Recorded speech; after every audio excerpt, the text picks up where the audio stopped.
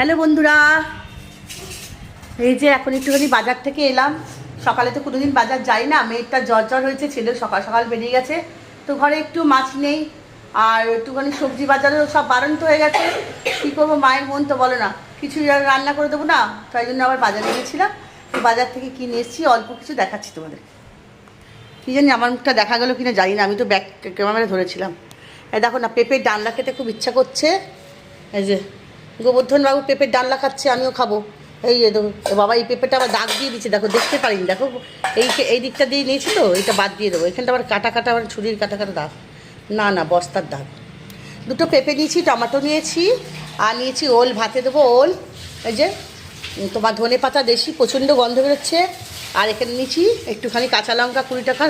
লঙ্কাগুলো দেখো না, কী সুন্দর লঙ্কাগুলো, দেখো বন্ধুরা, এই দেখো বড় বড় লঙ্কা, টমেটো, ধনে পাতা। এখন করবো চাটনি, মেয়ের করবো মাছ ভাজা, ছেলের করবো ভোলা মাছের ঝাল। আর নিয়েছি আম, আর মেয়ের জন্য নিয়েছি, ওখানে আছে না তোরটা, এই যে মেয়ের জন্য নিয়েছি একটুখানি ফল। মেয়ের শরীরটা ভালো না, ফল তো অন্য সময় খেতেই চায় না। আমি যেমন ফল ভালোবাসি, মেয়ে তো ফল খেতে চায় না, জোর করে 4টে মৌসুমি লেবুর আপেল নিয়ে এসেছি। আর আমাদের জন্য 3টে আপাতত আম নিয়ে এসেছি, ঘরে এক ফোঁটা আম নেই। কালকে বেরিয়েছিলাম, অনেক রাত হয়ে গেছে, গোপালের খাট কিনতে ফিনতে, টুকটাক কিনতে, দেখেইছো তোমরা। আর এখানে আছে মাছ, তো মেয়ের জন্য জ্যান্ত চারা মাছ নিয়ে এসেছি। এই দেখো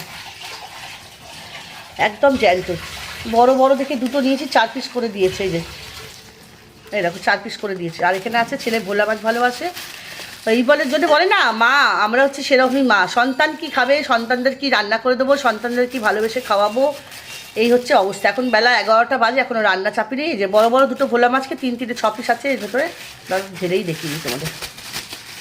ভোলা মাছ খেতে ছেলে ভালোবাসে, ভোলা মাছের ঝাল করবো আর টমেটোর চাটনি করব।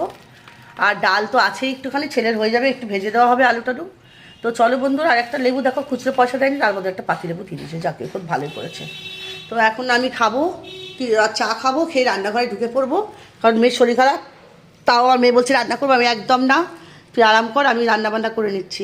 আবার একটু বাজারেও গেলাম। তো বন্ধুরা তলে টাটা এখনকার মতন, এইবারে চা খাবো, হাত পা ধুই, জামা কাপড় ছাড়ি, বুঝতে তো পারছো।